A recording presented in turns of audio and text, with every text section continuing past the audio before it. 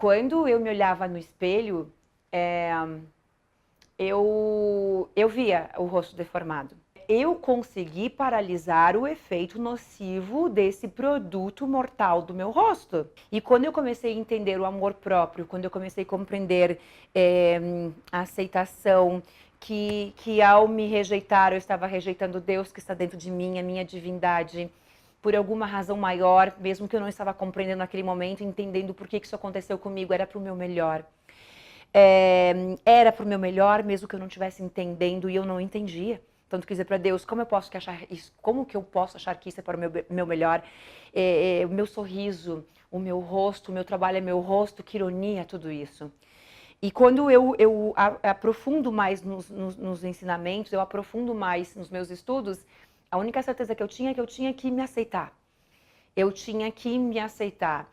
E não era o meu rosto, era a minha alma que tinha que ser reconhecida.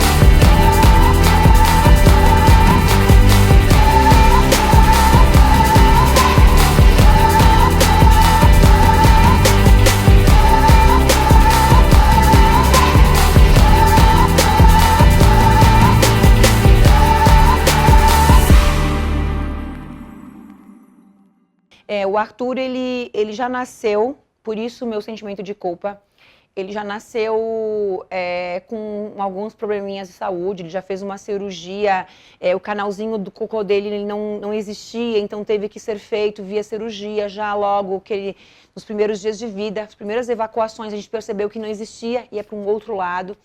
Então já nasceu com uma série de coisas, né? E o principal detalhe do Arthur foi, ele nasceu com hipertonia. Cheguei na pediatra na segunda-feira e aí eu falei da cabecinha dele. Ela olhou, ela falou, eu acho que eu sei o que é, mas eu não vou te falar nada. Me lembro que a minha mãe estava comigo. Aí me encaminhou direto para uma neuropediatra. Chegamos na neuropediatra e ela já sabia de cara, pela posição que ele estava no meu colo, ela já sabia o que ele tinha. Então, com 20 dias... e meu filho até 20 dias de vida, ele não dormiu.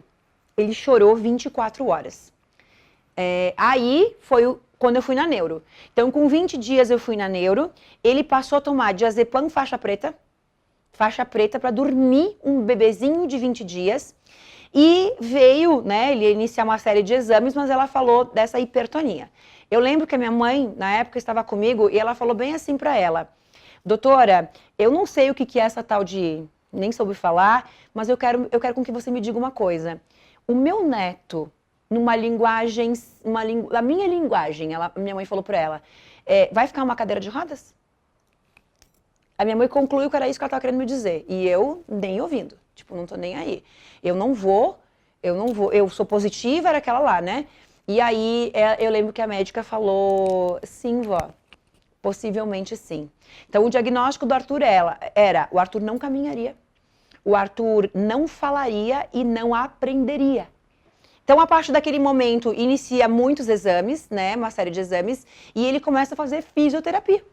Ele passou 1 ano fazendo fisioterapia, em casa. O Arthur tinha 2 meses quando eu engravidei da Laura, e 1 semana depois eu me separei, né? Então, o Arthur fez esse 1 ano de fisioterapia e nesse 1 ano eu estava grávida da Laura. Eu grávida ali, o Arthur fazendo físio e eu mesmo com o Arthur, com esse diagnóstico do que a médica falou, ele tinha uma lesão que aconteceu, parece que durante o parto, durante a gravidez, uma lesãozinha no lado direito do cérebro que fez com que tivesse essa hipertonia. E eu sempre lidei com ele, porque eu já estava aprendendo cada vez mais, eu nunca olhei para ele e vi uma criança doente. Mas eu lembro que eu lidava com ele como uma criança normal. O que muitos pais vão lidar com uma... Então você está colapsando aquilo. Se ele tinha que levar... Por exemplo, para mim ele é normal. Ele é normal. Ele fala, ele aprende, ele é inteligente, ele caminha. Eu tinha muita certeza disso. Então eu olhava para ele, eu via a imagem verdadeira e perfeita dele e eu anulava aquilo que me falaram. Eu não estava nem aí porque a médica falou, meu filho é perfeito, e acabou. E eu conseguia durante o dia, com tudo que eu estava aprendendo, lidar com ele com perfeição. Por muitas vezes, principalmente eu acho que na pior época da vida dela ali, quando ela vinha para cá, ela estava sempre estudando, sempre estudando. Ela vinha com os filhos dela, ela chegava aqui na casa do meu pai ou na casa da minha mãe com os cadernos, ou ela não largava o celular, ou ela não largava os cadernos, ela estava sempre estudando, ela sempre fazendo alguma coisa, e nós mesmos chamávamos a atenção dela, porque como quem quisesse dizer, pô, mas tu vem aqui fazer o quê? O que tu vem fazer aqui? Né? Porque ela vinha de Caxias até aqui, até Bento, e ela não compartilhava de um momento com os irmãos, com um momento com o pai ou com a mãe, porque ela chegava, ela sentava num canto do sofá e ela só estudava por horas, e ao mesmo tempo mas não sabia que era uma fuga. Era o momento dela sair de dentro do apartamento dela ir para um outro ambiente, e só que eu via que isso não era para ela. Ela não vinha para ela não vinha para nós, ela vinha pelos filhos dela.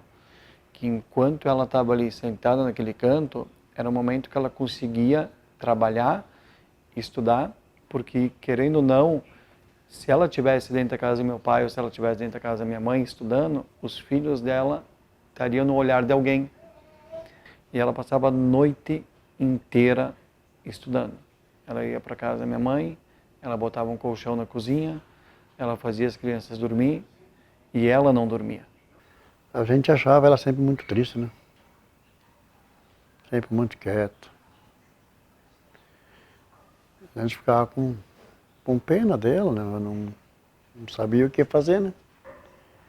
Eu muitas vezes sentei ali, fiquei muito sozinho, até no carro, às vezes, viajando para ir pensando. Hoje quem ela é, né? E o que ela passou. Com 3 filhos. Não é fácil. E ela se segurava e não demonstrava, né?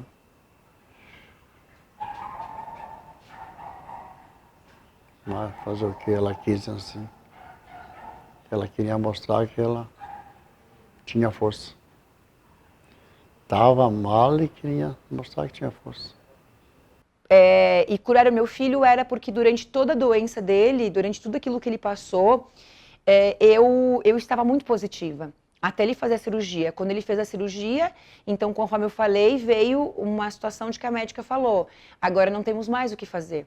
Agora, talvez ele vá para uma transfusão, talvez para um transplante, e não temos garantias que ele possa sair dessa. E o que eu carregava dentro de mim? Eu era culpada.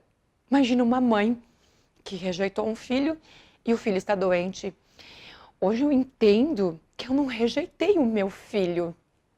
Eu rejeitei a minha gravidez e não o meu bebê.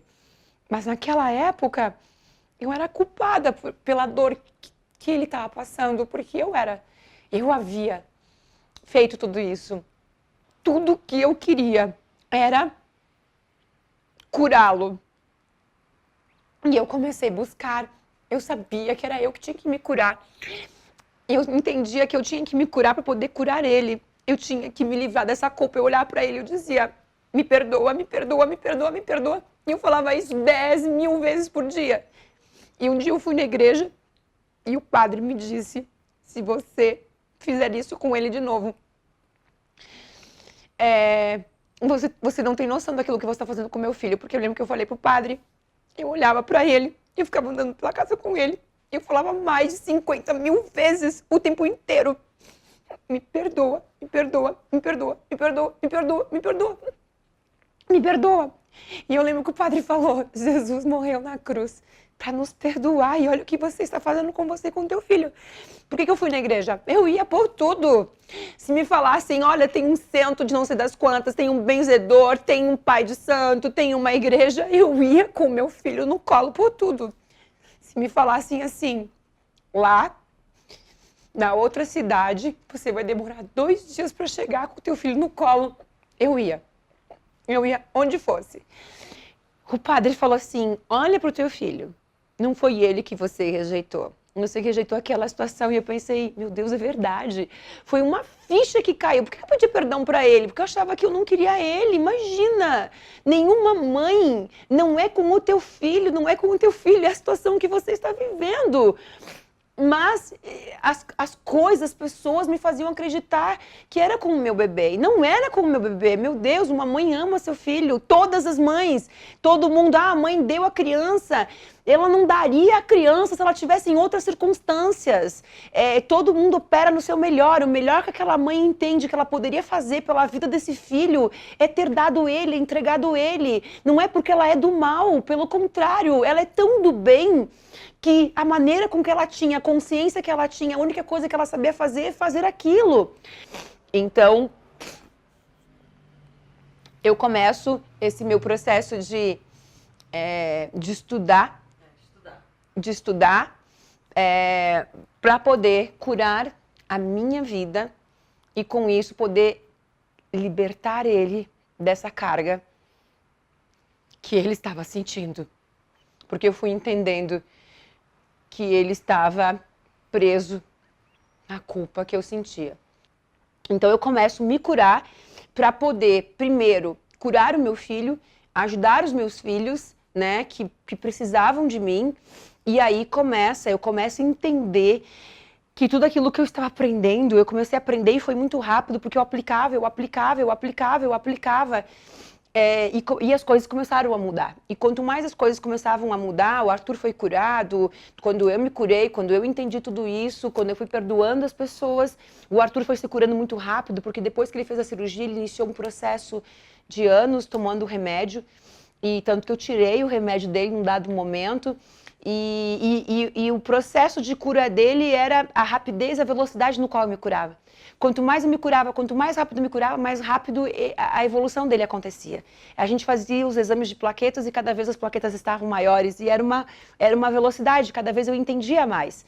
E aí eu compreendi, num dado momento, que tudo aquilo não era para o meu ego apenas, para o meu interesse pessoal. Eu tinha um tesouro nas mãos, algo que não estava sendo ensinado, porque da forma eu estudava, eu entendi que aquilo que eu estudava, que eu fui compreendendo e juntando tudo, estava espalhado em várias partes do mundo. Porque o conhecimento não tinha, eu entendi que não tinha autorização para ser revelado ao mundo ainda, porque parte dele estava na Índia, na África, na Ásia, na Europa, no Brasil, né? Então tinha Deepak Chopra de um lado do mundo, Greg Braden do outro, Joe Dispenza, Joe Vitale, Amit Goswami, Jean-Pierre Garnier, aqui no Brasil, eu estudando isso, eu percebi que em várias partes do mundo tinha parte do conhecimento.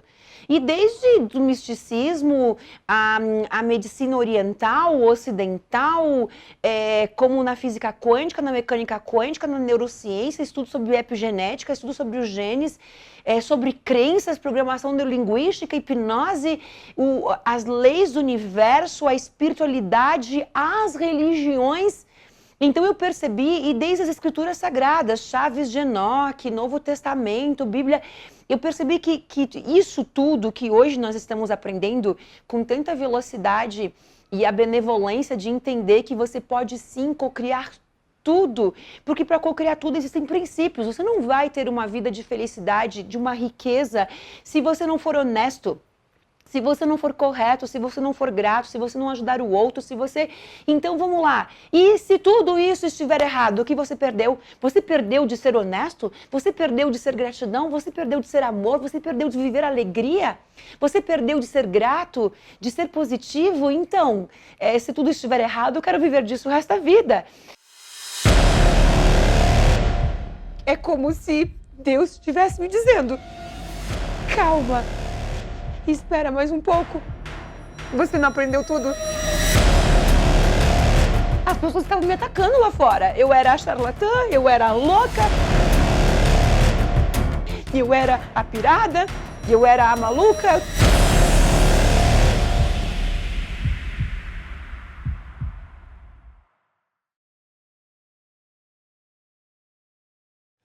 me chamo Matheus da Luz, o nome completo, né? Eu tenho 39 anos, sou casado, tenho 2 filhos, eu sou do interior do Paraná, nascido no interior do Paraná. Quem me apresentou a Elaine foi a minha esposa, né? Não faz muito tempo, eu estava estudando bastante essa situação da física quântica e eu estava querendo até entender por que algumas coisas na minha vida aconteciam, de uma forma até humilde, mas aconteciam, que parece que tudo que eu quero acontece. E quando a minha esposa indicou a Elaine, me falou, vamos escrever, essa é a pessoa certa, vai encaixar tudo que você tem. E eu comecei a assistir os vídeos da Elaine. Imediatamente já aconteceu um fato que no primeira live, agora antes do Co-Criador Milionário, eu falei com a Elaine ao vivo, na live, porque eu desejei falar com ela, ela ligou para mim, dentre quase 4.000 pessoas que estavam ao vivo. Eu pensei, não, ela vai ligar para mim, eu quero que ela ligue para mim, eu preciso. E eu já imaginava esse momento aqui, que eu não ia vir só simplesmente assistir, que eu ia estar aqui, ia estar conversando com vocês e tal. E se for esse é o que eu realmente desejo, provavelmente eu vou conversar até com ela, né, mesmo estando um simples na plateia. Mas a minha história de cocriação, ela, sem saber, era até mais antiga, que começou com um fato que é bem humilde, bem simples, que num belo dia, há certo tempo atrás, numa situação bem diferente de vida, eu recém tinha conhecido a minha esposa e a gente estava numa situação bem complicada de dívida, né? Tanto eu como ela, um trabalho bem humilde, eu e ela, né? Não era nada desmerecedor, mas era humilde. E aconteceu assim que a gente estava em casa, num belo dia chegou o pessoal da companhia de saneamento para cortar a água onde a gente morava. E eram 12 reais, e a gente não tinha 12 reais. E a minha esposa até falou pro rapaz que estava para cortar a água, falou assim, olha, eu acho que eu paguei, se eu não paguei eu vou dar um jeito e vou pagar hoje, mas não corta. Aí ele falou, não, a gente vai colocar só um lacre que você pode pagar de tarde, você rompe o lacre, pode ficar tranquilo. E a gente entrou para dentro de casa e não tinha 12 reais.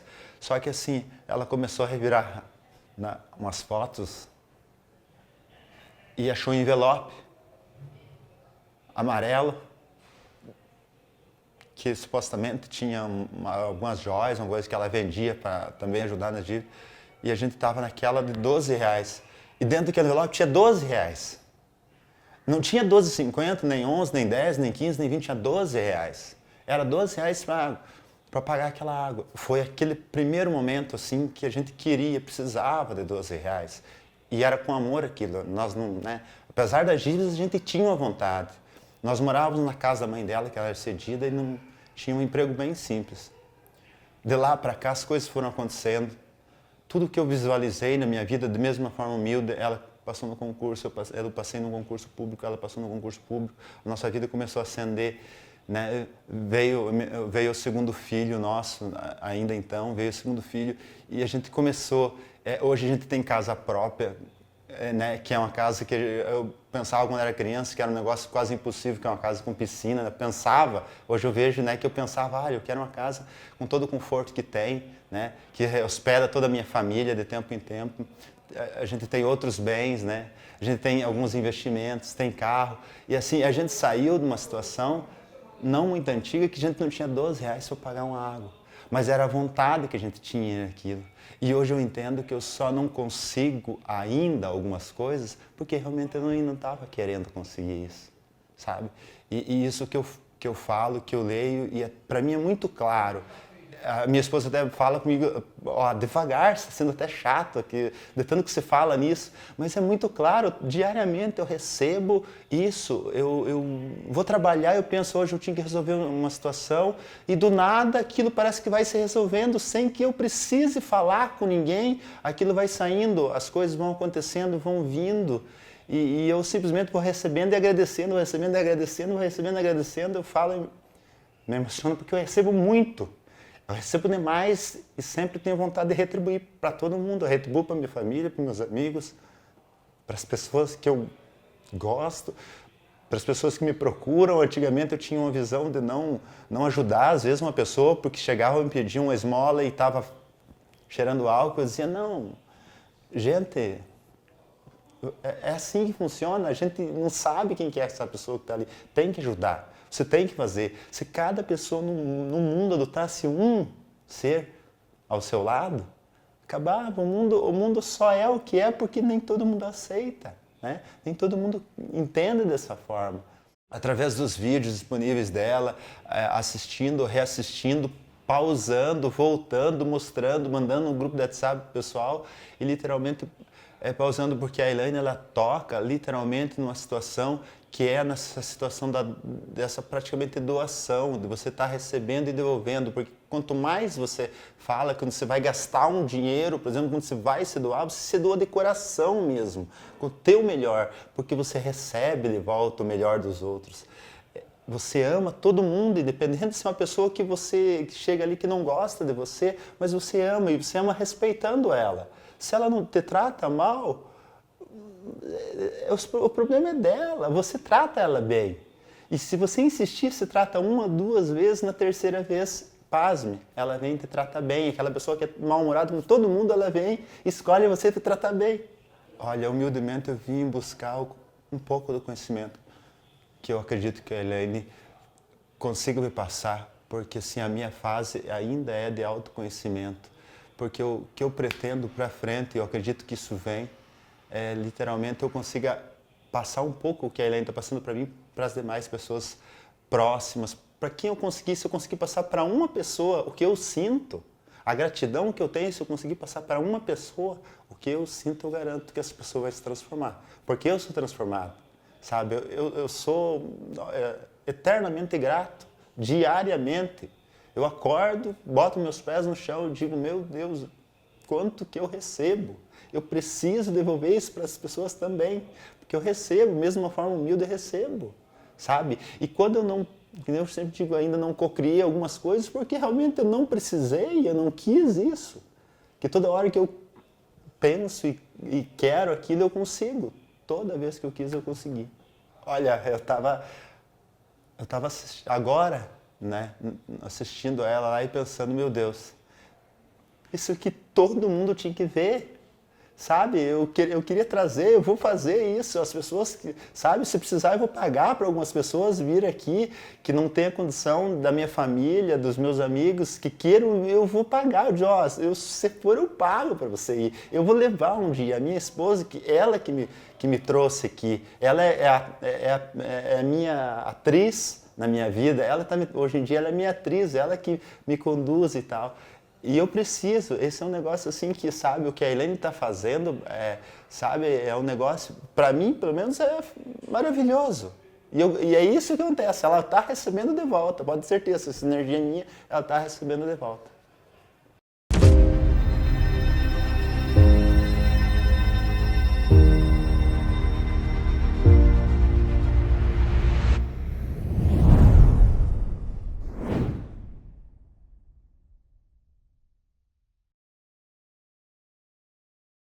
Eu sou Elisângela Marta de Oliveira, eu sou natural da cidade de Riversul, porém hoje vivo em Votorantim, Sorocaba. Tenho 38 anos, sou de uma família muito humilde, mãe e pai lavradores, analfabeto, 11 filhos, cresci na extrema pobreza financeira.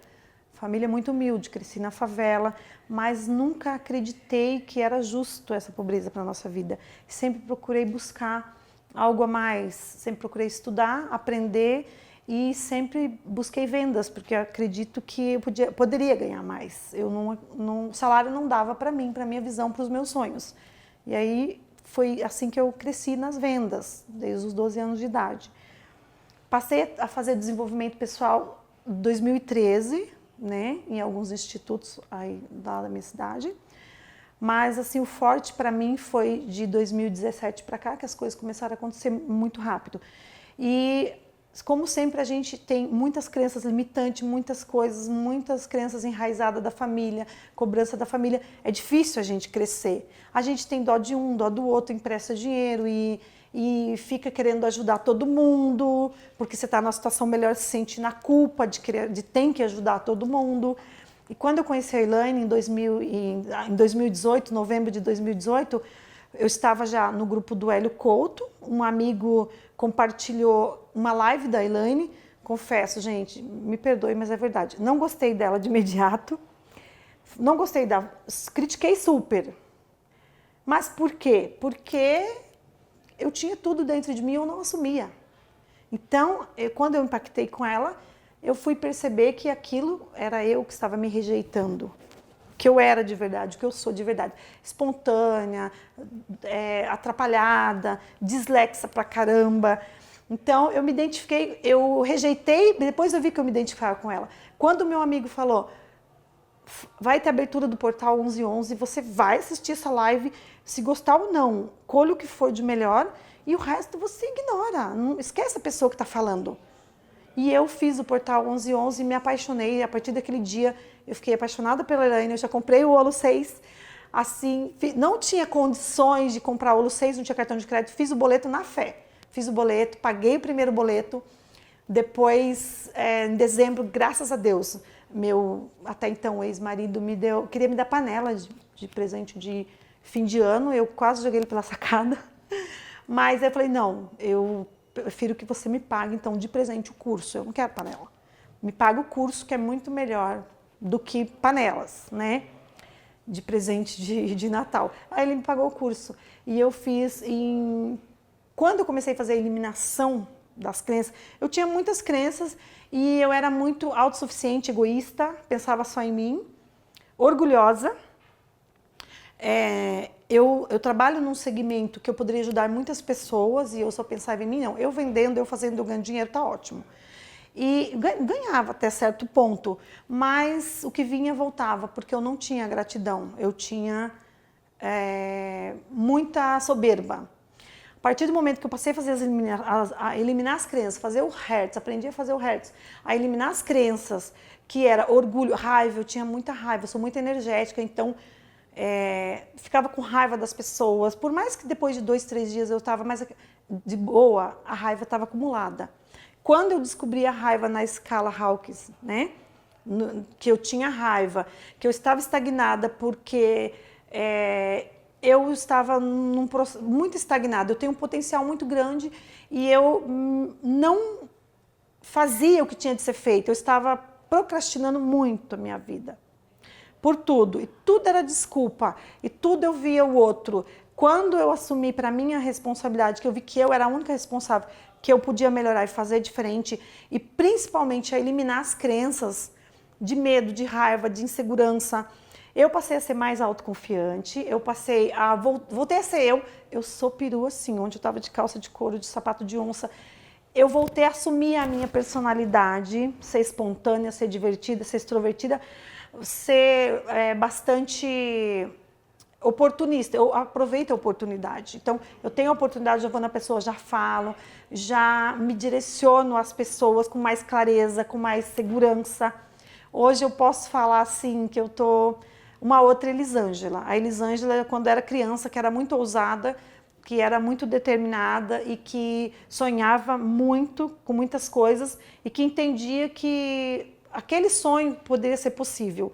E hoje, depois da Elaine, depois do Olo 6, eu estou fazendo de novo o Olo 6, mas assim, a minha vida já transformou muito grande. Eu passei a sentir gratidão por tudo. Sou grata pela minha casa, porque antes eu reclamava do meu apartamento, porque eu reclamava que o lustre já estava antigo, eu reclamava que eu tinha que trocar o papel de parede, eu reclamava e sempre tinha motivo para reclamar dentro de casa. Passei a agradecer. Quando eu passei a agradecer, entrei na energia da gratidão, após as limpezas, que não foram só 21 dias de limpeza que eu fiz, eu tive que fazer mais tempo de limpeza. E a partir disso eu passei a ter gratidão e eu estou aqui hoje por gratidão. E essa gratidão me fez enxergar que eu posso ajudar ser grata, retribuindo as pessoas, levando mais benefício, levando prosperidade. E hoje eu só desejo as coisas e já estão se materializando. Eu tenho a oportunidade de formar equipe no meu negócio e antes eu não queria, por egoísmo. Hoje não, hoje eu estou pensando que eu posso ajudar muitas pessoas. Eu posso contribuir para que aquelas pessoas cresçam, tenham desenvolvimento pessoal, tenham condições de estar aqui um dia com a Elaine e que as pessoas consigam realizar os seus sonhos, assim como eu já realizei muitos, eu sei que eu consigo através da autoconfiança que eu voltei a ter, gratidão, muita gratidão, muita gratidão. Assim, é muito... Não tenho palavras para dizer o quanto eu sou grata pela Elaine, por ela ter assumido o papel na vida dela, por ela ter sido tão corajosa, tão brava de aceitar a realidade dela e transformar vidas. Ela ter dito sim para que nós estivéssemos hoje recebendo as bênçãos, mudando de energia, crescendo, prosperando e, para mim, o mais importante, contribuir com as pessoas para que mais pessoas tenham essa oportunidade. A mensagem que eu gostaria de deixar para as pessoas e que é uma realidade, eu ouço muito as pessoas dizendo porque tem muito material grátis, que ela fala a mesma coisa e tal.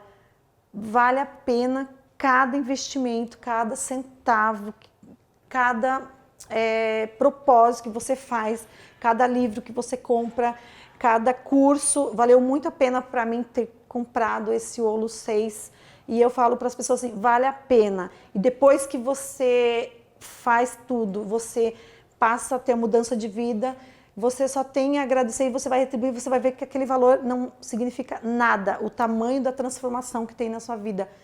Esse valor é muito, muito simbólico, muito simples, muito pouco comparado a tudo que eu estou sentindo, a tudo que está voltando para a minha vida hoje, no sentido de abundância, saúde, relacionamentos, convívio com pessoas de outro nível, que eu subi de nível, subi de frequência, estou convivendo com outras pessoas e ter tudo se realizando na sua vida não tem preço. É gratidão eterna e vale muito a pena você fazer esse investimento com a Elaine, que você não vai se arrepender nunca, jamais. Vai ter sempre motivo para agradecer mais e mais e mais. E esse valor não vai te fazer falta nunca, muito pelo contrário, vai triplicar. Com certeza, centuplicar, é isso que eu falo. Eu falo para as pessoas que dizem que tem material gratuito, que não precisa, e porque a gente compra, que vale a pena o investimento no Olo, vale muito a pena. Esse valor é simbólico comparado ao tamanho da bênção que a gente recebe, do conhecimento, da transformação de vida e da gratidão que você passa a ter por tudo, até por uma formiga que passa na sua frente. Então eu digo assim, vale muito a pena, faça um investimento que você vai ter muito que agradecer e vai te retornar 100 vezes mais o que você investiu, com certeza.